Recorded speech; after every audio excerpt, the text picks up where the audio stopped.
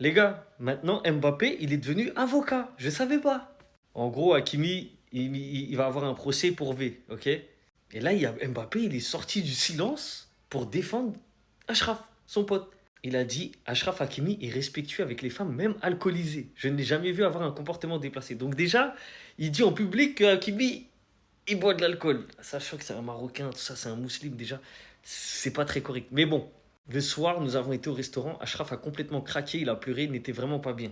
Il m'a dit qu'il y avait eu des caresses mutuelles sur des parties intimes, mais qu'à aucun moment, il n'avait ressenti un refus de la part de cette jeune femme. Waouh.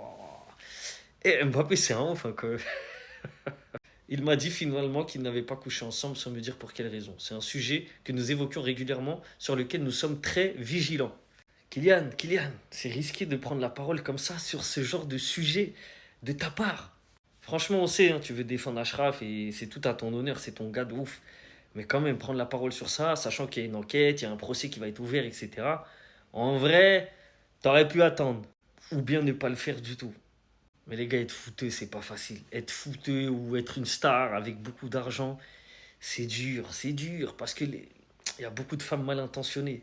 La vérité, j'aimerais pas avoir leur vie. C'est trop compliqué. C'est compliqué à gérer. Tu sais plus qui est vrai, qui est faux, qui est là avec de bonnes intentions, de mauvaises intentions. Eh, c'est une dinguerie.